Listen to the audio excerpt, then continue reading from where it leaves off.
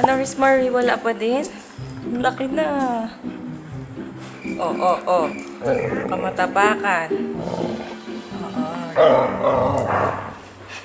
Gusto mo ikaw lagi nakikita dito sa vlog? So, December... Ba't umingay? Hala sila.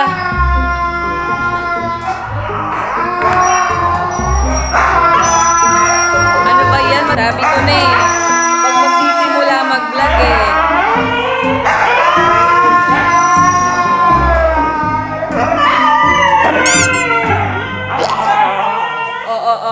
Huwag kayo magulo dyan. Huwag magulo.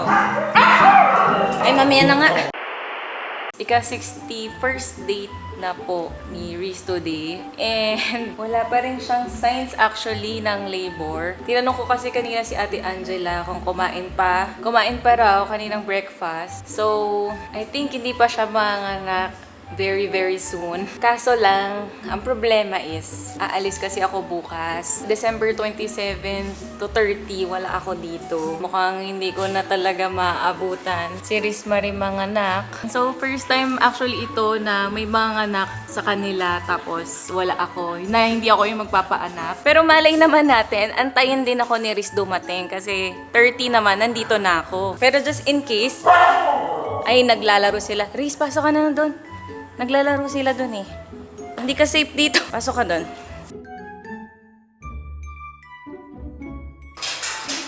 Napapati kayo. Oh, wait lang.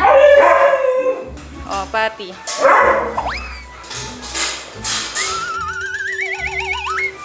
Pero just in case naman po eh, napaghandaan naman namin. Tama ba, Ate Angela? Handa ka na ba? Ayan, pinagprintan na kita. Scan mo kung baka may kulang pa ako. Ay, para na siya talagang yung chocolate, Reese's. Reese's Guide to Safe Delivery of Letter I. Ay, 3 page siya. Actually, 4 kasi inextrahan ko yung log sheet. Nandyan na lahat ng kakailanganin yung details. Sinura niya na Oo nga just in case kasi parang feeling ko, ito na yung max na pwede. Baka kasi malagyan nyo ng mga dugo. Dugo talaga. Yung mamansya, punit or what. Diyan na lahat. Yung meaning nung, di ba may mga dyan. Pagka red, medyo intense reminder, parang gano'n. Ayan, kompleto na yan siya. Tapos, ito yung liter tags. Nilabhan ko pa yung kahapon, pinatuyo pa. Actually, kahit ako din naman, ang tagal ko na na-experience yung magpaanak sa kanila ng normal. Kasi lagi na lang, ba't sinuso? Kasi lagi na lang kami dito na CS. Simula nung kay Cream O. Yung last na nag-normal dito si Sugar pa. Yung sa BX. Pero, nauwi nga din sa CS yun eh. Year 2020 pa yung parang pinaka-normal delivery. Parang kahit siguro ako din mismo kung magpapaanak ngayon. Medyo matagal na kasi yung last. Pero yun nga, just in case, na-briefing ko na ng todo-todo si Ate Angela. Nandun din naman, nakasulat din naman dun sa guide ko. Ano yung mga instances na dadalhin na nila sa vet. Ayan, naway maging successful. Siyempre, hindi naman kung kinakailangan talaga mag-CS, wala din naman problema. Kasi syempre importante yung safety ni Reese. Tsaka ng puppy, secondary. Pero sana naman normal ngayon. Tama na.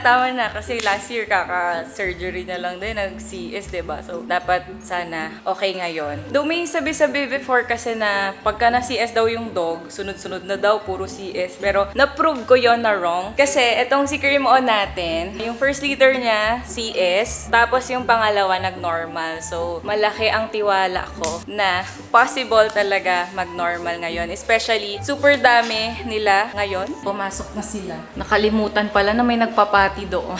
Ito lahat yung mga gagamitin para sa ni Reese. Tapos ito yung lagay ng mga puppies, diba? Parang mga lang sila, turtle. Pero mas sa experience ko, parang mas okay na talaga yung plastic na container.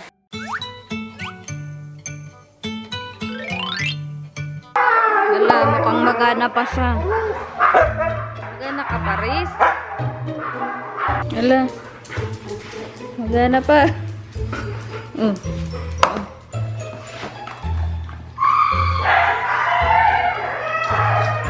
Inaantay ka talaga niya. Maubos niya. So after niya mag-dinner niya, napansin ni Ate Angela na medyo aligagana siya at saglit na lang siya kung matulog. Based on my experience, ayun yung initial sign of pre-labor. Other signs would be intense nesting or yung pagkakalkal o pagpupunet ng kung ano-ano. Tsaka yung pinaka-strong indicator is yung hindi na siya kakain. Pwedeng tumagal ang pre-labor stage for 6 to 12 hours or in some cases, 24 to 36 hours pa nga. The following day.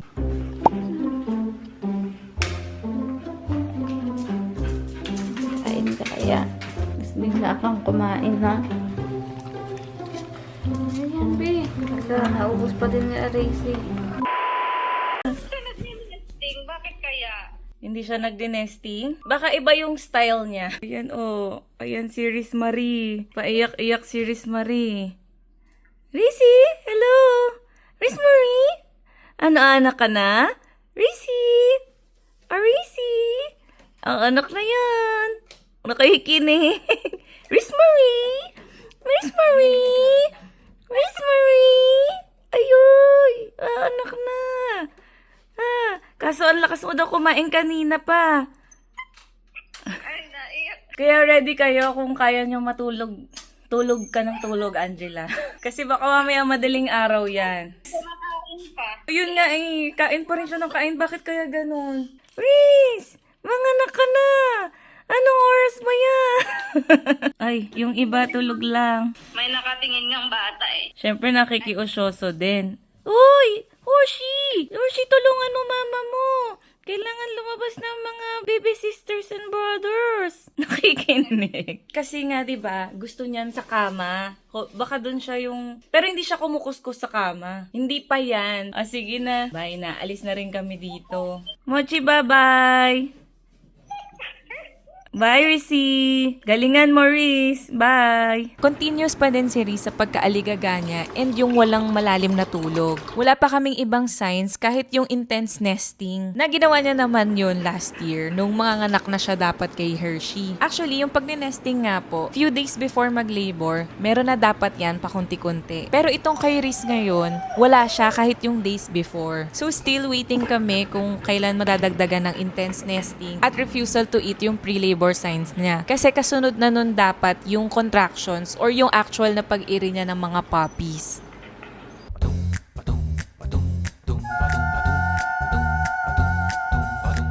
Ang unang baby, Ay, nag-kiss pa. ano naman pong nararamdaman ng ate to be?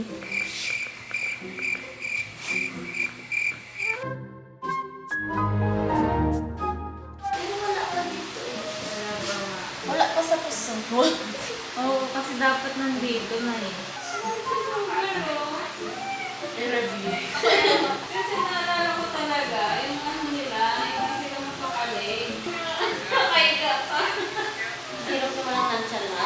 It's dinner time again and at this point, we are expecting na hindi na talaga dapat siyang kumain at least. Kaso, kumain pa din. And few minutes after niyang kumain, nangyari ito.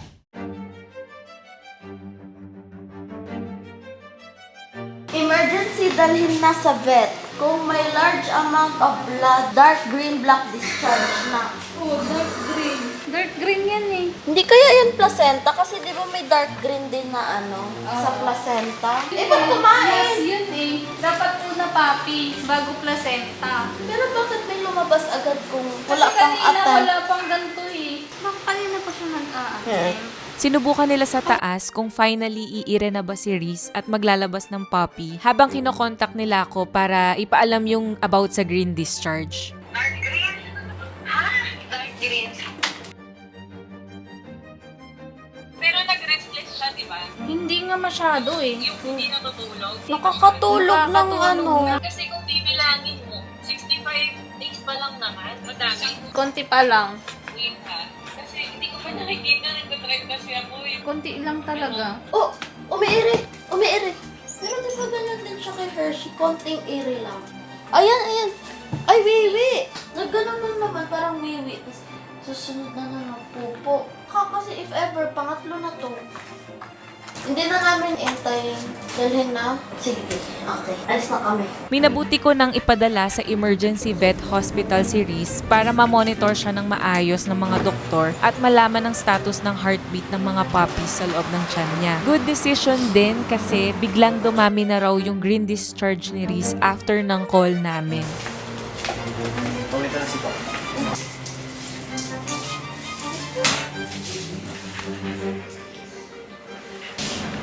Ah! Lumabas na, ma'am. Hindi po. Lagi lang po siya may green na discharge. Tapos nag-attempt po mag-wave.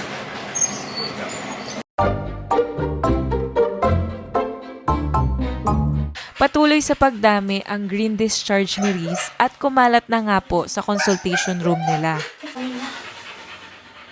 Pero kasunod na rin naman ito yung pag-ultrasound sa kanya para nga po malaman yung status ng heartbeat ng mga puppies niya. Medyo mababa. 180. Pero consistent yun yung reading na siya. Below 200 na. So, kailangan na talaga na ito. Since mababa na sa normal fetal heart rate yung 2 puppies na na-detect ni Doc, nag-decide na talaga ako na ipa-cesarean section na siya. Habang nagpe-prepare sila for CS ni Reese, tinurukan na din siya ng oxytocin o yung pampahilab. Baka sakali kasi habang nag-aantay, makapaglabas pa siya ng puppy. Pero yung heartbeat po na yun, kaya pa mag-antay ng 30 minutes? Maximum na po natin 60 minutes. Ah, okay. So may allowance pa May po allowance yun. naman. Sige po. Sige po, Doc. Thank you. Sige po. Ayan. Ayan. Ay, umihi.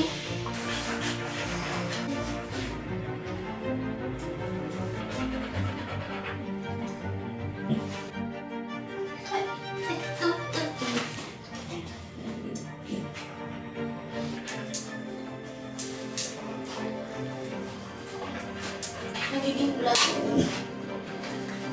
Nagkaka-blood na.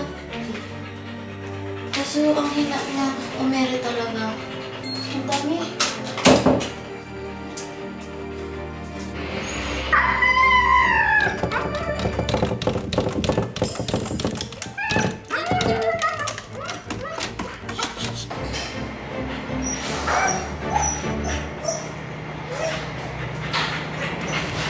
Pero after 30 minutes, wala pa din. At nung i-check, malayo pa din daw yung mga puppies niya. Ayun, so kaya naman tuloy na talaga yung C-section niya. Ay, galingan mo. Galingan mo rin. Galingan niyo rin po ito.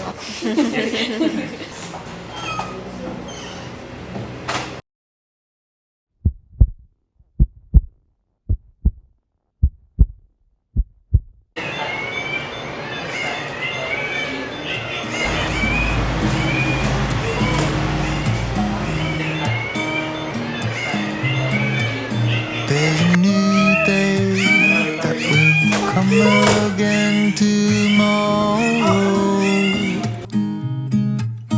There's a new day to wash away the pain.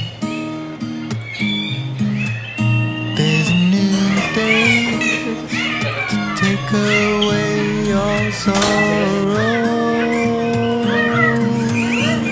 The old ways get washed out by the rain.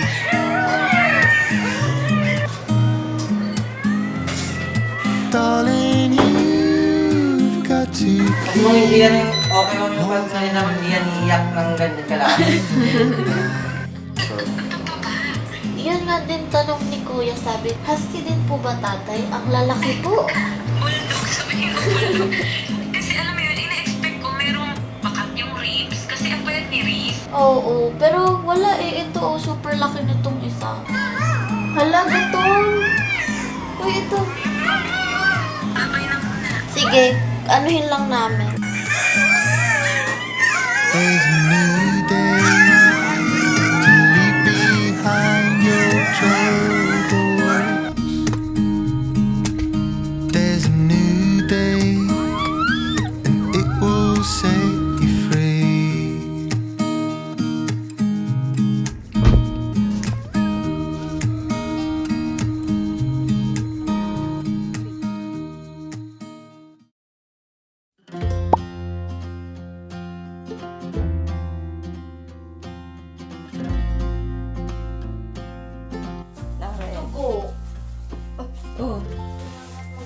Hindi. Ay, may tugas na ako.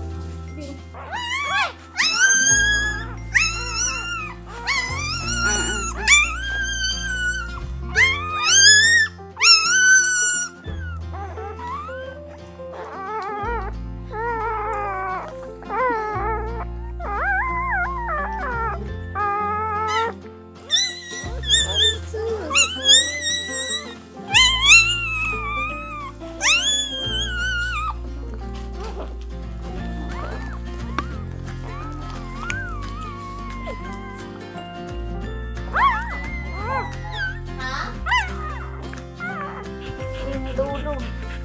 Hindi kumain. Natulog siya. Dede kanina. Wow! Boy yan? Boy, girl? Boy. Tapos na siya magdede. Wow! Kaya pala tahimik na. Ilang kilo ay ilang ano ka? 493 grams! Uy! Ala, ang tawag! Tama na! Oh my God, gutom pa siya. Ang taba na. Sabik naman masyado yung tamil. 537. Bakit niya daw sa kinukuha? Parang 449. Ala! Ang laki ng ulo niya.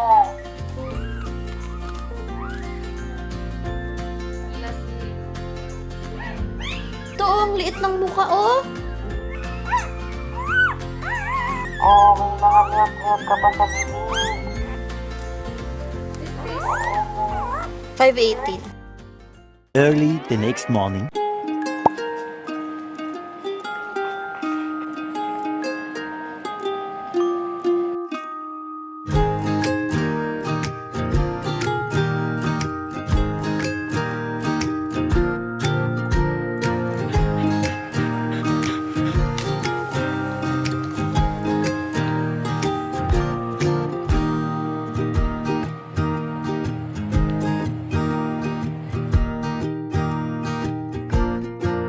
Ala! Natulog nga. Nainitan. Kawawa naman yung nadaga na. Uy, baka kahinga pa ba yan siya? Busog. Ayun. Wala, nainitan nga ito. Wala, nainitan. Lo. Nainitan nga.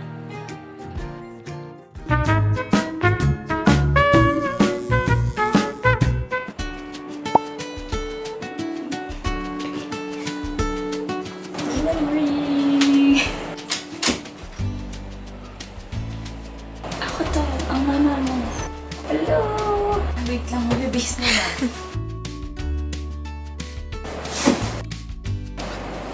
Yes. Yes. Ayos, bigyan mo na. Oo. Kamusta? Ang galing mo ah. Ala, laki ng mga baby mo. Mas malaki sila in person. Pero ang baby mo ah. Ang galing mo. Proud ako sa'yo ah. Yan yung pinakamabigat. Uy, papi. Ang dami kong na-miss na action. Kamusta naman kayo? Buhay pa? Niyakan lang ako buong gabi niyan. Iniyakan ka nito? Hindi lang lahat. Nainitan pala. Ang arty-arty naman. Initan ka agad. One day. Kaka-one day pa lang ngayon. As Diba? in? Ganito ba sila?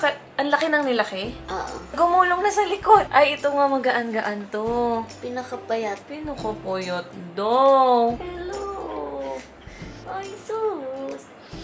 Wala, ang cute. Grabe, ang dami. Naninibago ko. Kasi bago si Hershey, 4 ang last. Daming-dami na ako noon. Tapos sinundan, BX. Plus to 5. Madami-dami din. Siya na yung pinakamagaan. Oh, kaya una yan lagi sa rasyon. Sorry mga B, na-miss ko ang action. Pero parang hindi ko rin kaya ang kaba nun. Oy, ang galing mo naman, Riz. Okay lang yun. So, may new discovery pala ako sa'yo. Ganun ka pala talaga. Wala sa dami yun ng papi. So, mapakonte o madami, hindi ka talaga umiire. Okay lang, at least safe. Kakulay ni Gringo.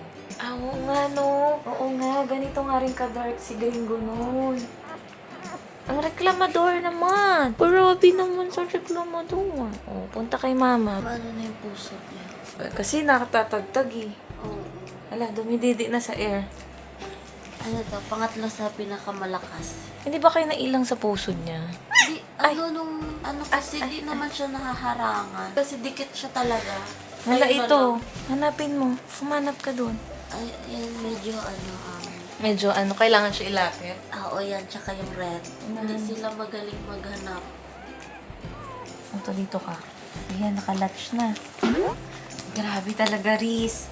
Paano nagkasya yan? Ang liit na ng ano niya. Tapos mas kapako na ngayon yung ribs tsaka spine. Kailangan bumawi ni Riz. Si Bella yan. Oh, si Bella Swan daw to.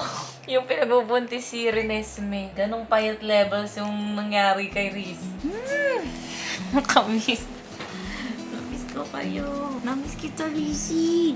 Ang liit na nga talaga. Sorry, wala ako. Simula na ng pagpupuyat. Ako na ang sasalo ng torch. At least sa first night. Ayan sila, antok oh. Hindi, nantok ko na. Ako na to. Walang galing-galing sa biyahe. Diretso duty agad. Ang cutie. So, ayun friends, another successful CS na naman despite sa busy holiday season. Sa lahat siguro ng naging CS namin, ito yung hindi ko makakalimutan sa lahat. Hindi lang dahil ito yung first time na wala ako, pero ito kasi yung closest call for me na akala ko talaga walang mabubuhay na puppies or kung meron man, isa or dalawa lang. Tapos si Reese, hindi ko malaman kung nahihirapan ba or what, kasi hindi nga po siya yung as expressive kila Cream O at Sugar. Pero ayun nga po, at least just in time lang kami. Yung wala na talaga kaming na perfect na panganganak since 2020. Lagi na lang talaga may mga pa-plot twist. Anyway, ang importante naman, ang ending, laging safe yung mag-iina. Kaya super thanks talaga kila Ate Angela at sa mga aunties na nandyan parate para sa kanila. Sila talaga yung mga MVP ng Liter I ngayon. At syempre, ang mga doctors from Kings Road Vet Hospital na una naming takbuhan pag may mga ganitong emergency CS. So, yun lang. Puyatan starts now. Ay, pa-per series pala. And this time, legit na siya. Dahil hindi na to trial pack lang na singleton, Hershey. Dahil 5 na sila na napatunayan naman nating very strong. At feeling ko, mga makukulit din. Kaya masusubukan na naman ang mga pasensya namin ito. Yun. See you on our next video. Bye!